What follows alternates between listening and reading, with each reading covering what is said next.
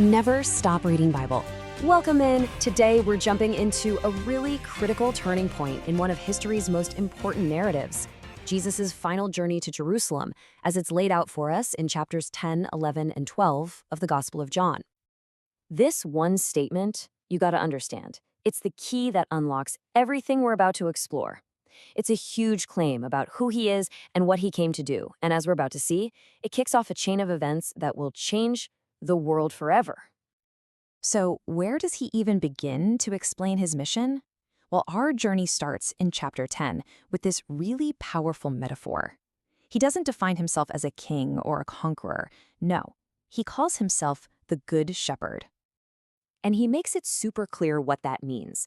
He draws this sharp contrast between a shepherd and, say, a hired hand, someone who just works for a paycheck and runs away at the first sign of trouble.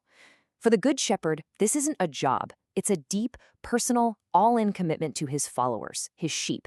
It's about giving his own life for them. And boom, just like that, his audience is split right down the middle. It's like his words draw a clear line in the sand. On one side, you have the people who hear his voice, who get it, and accept his authority, but on the other, you've got leaders who completely reject what he's saying, calling it blasphemy, especially when he says that he and God are one. Okay, so now the story takes a huge turn. We're about to see how this verbal claim, well, it becomes an undeniable act. The narrative shifts from a powerful metaphor to a world-altering miracle. Right, so how does he do it? After saying who he is, how does he prove he has power over life and death?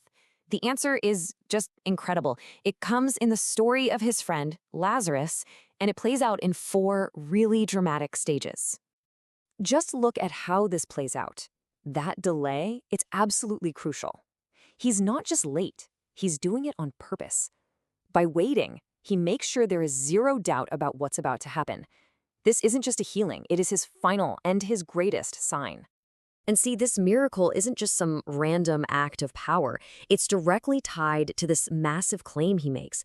He's not just doing the miracle, he's saying he is the power behind it.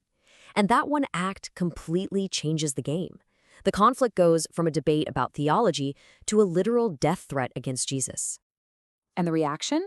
Once again, it's totally divided. But this time, the stakes are life and death. You can see the miracle has this intense effect. On one hand, so many more people start to believe in him. But on the other, for the religious authorities, this is the last straw. It triggers an official plot to kill Jesus. And then there's this chilling twist. They also decide to target Lazarus, the living, breathing evidence of a miracle they just can't deny. So, the battle lines are drawn, everyone knows where they stand, and Jesus, he purposefully starts his final walk to Jerusalem, knowing exactly what's waiting for him. He's on the path to his foretold death. This whole sequence, it's just this rapid, deliberate escalation. First, you have this quiet, private moment, an anointing that he himself says is preparation for his burial. Then, bang, this huge public entry into the city like a king. And finally, with the end right there in sight, he makes this urgent final call for people to believe. Every single step is bringing him closer to that final confrontation. Okay, so let's step back for a second. What's the big takeaway from these 3 chapters? What really matters here? Well, when you put it all together, these chapters form this really tight, dramatic story. You see this clear progression, right? It goes from a teaching, a metaphor, to this absolutely mind-blowing miracle. And it's all building the tension, setting the stage for the final act of his life. It's a story that masterfully forces every single person in it, and us, the readers, to face that central question of belief. And that structure, it really leaves us with something to think about. It presents a journey where claims are made that just demand a response. You can't stay on the sidelines. It forces every character, and by extension, every one of us, to come to a point where a decision has to be made. Thanks so much for joining us for this explainer. From the Center Studio,